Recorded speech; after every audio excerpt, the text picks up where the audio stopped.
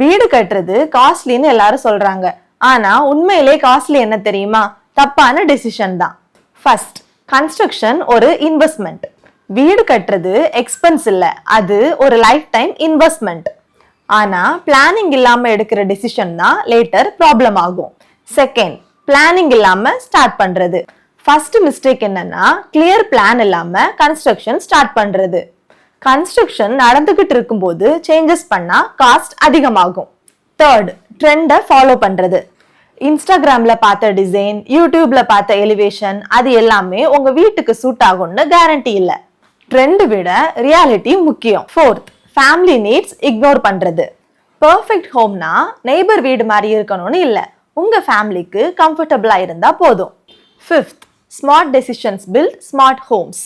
ஒரு நல்ல decision time, money and ஸ்ட்ரெஸ்ஸை சேவ் பண்ணும். அதுதான் ரியல் வேல்யூ.